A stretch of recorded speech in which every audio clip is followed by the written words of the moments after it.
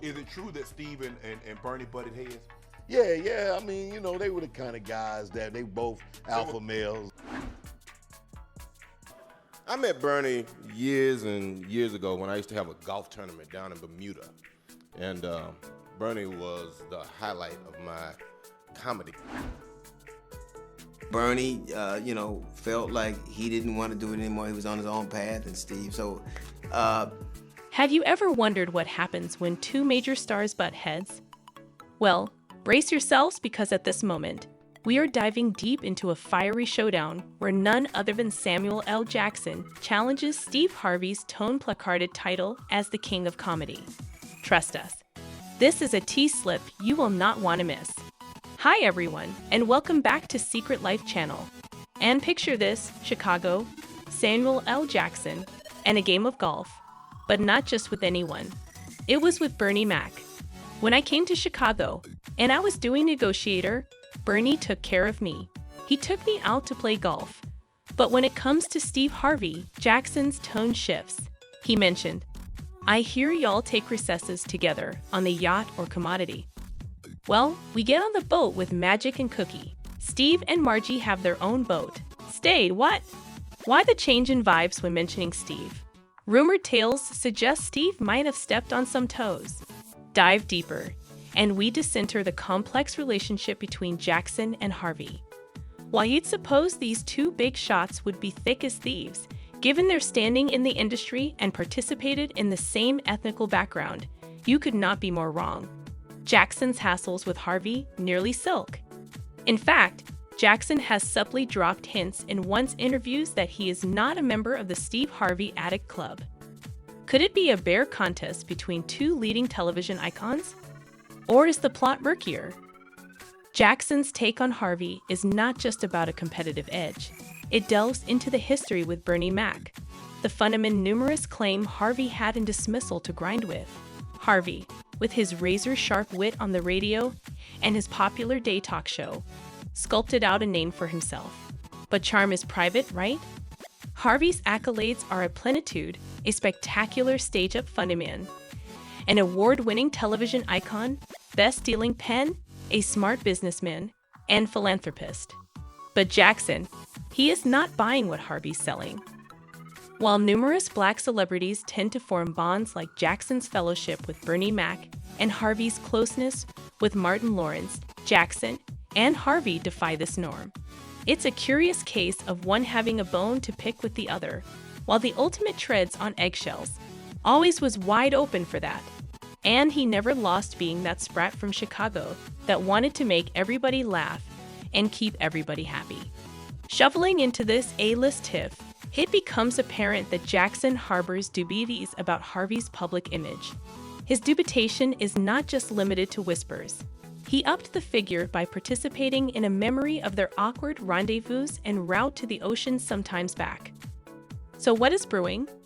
Back in the day, lustrous shots of Jackson, Harvey, and their separate women holidaying and living it up painted the city red. Lustrous captions placarded, "Life on the ocean." Rave Pauls enjoyed July 4th on luxury yachts. The narrative suggested at a burgeoning fellowship. But as it frequently happens in Tinseltown, effects are not always what they feel. Jackson latterly pulled back the curtain, clarifying that their maritime meeting was purely coincidental, nothing pre-planned. The undertone: an uneasy relationship beneath those sun-soaked prints. But why this cold air? Let's rewind to the comedy circuits of the early 2000s. Then, another name gets thrown into the blend: Bernie Mac.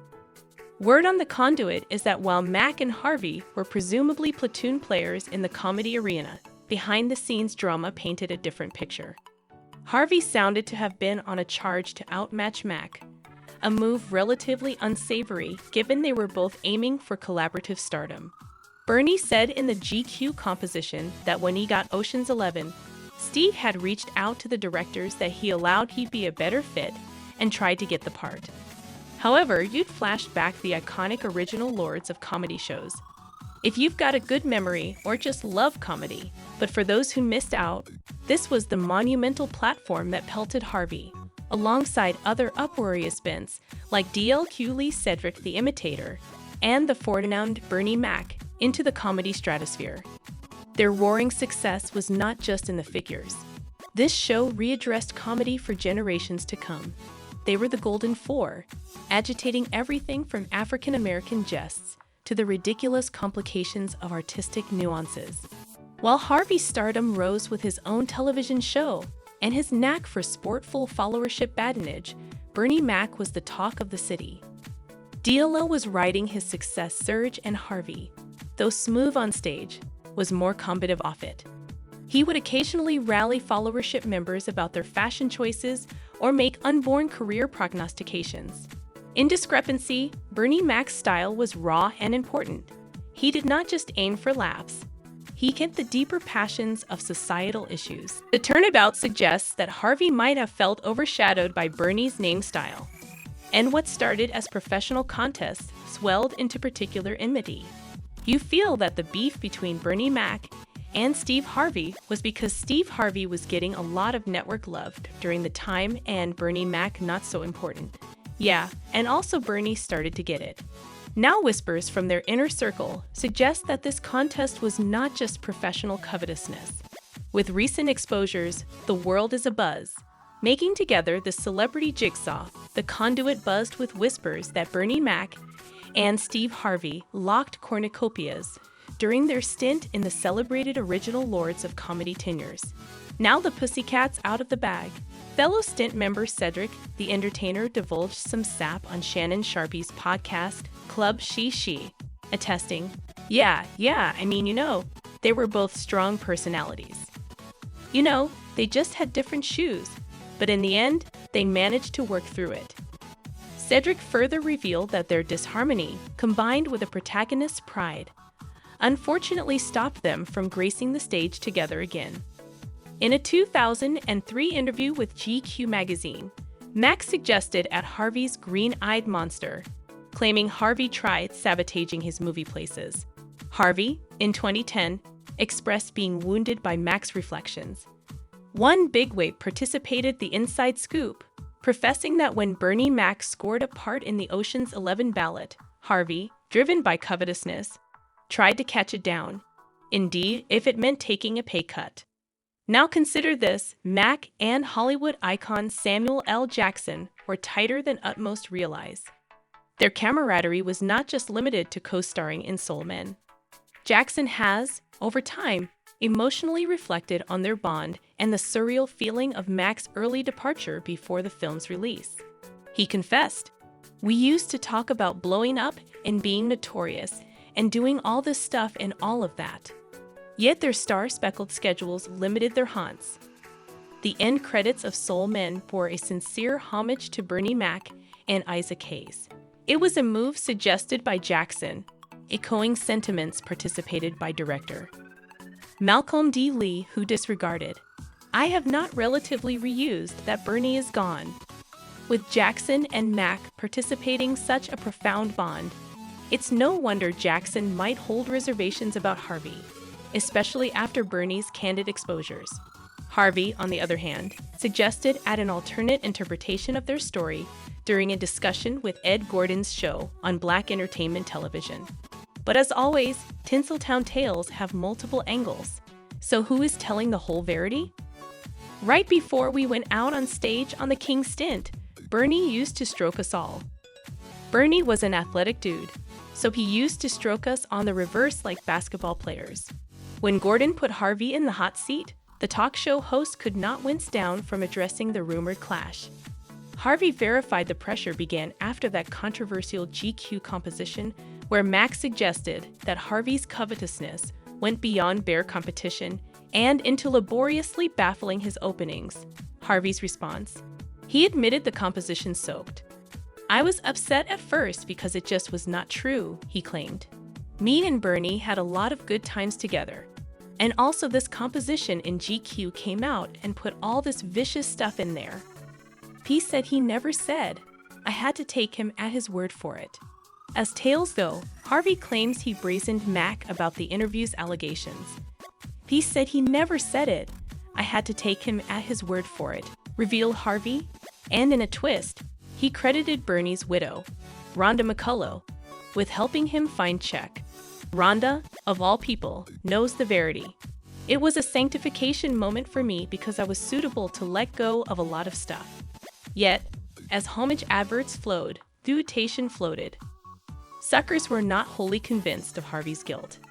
Examines were rampant on social media. And it was not just Mac's saga that agonized Harvey's character. Rumors, difficulties, and public call-outs have hounded him, including an indelible face-off with Funnyman Monique on his show.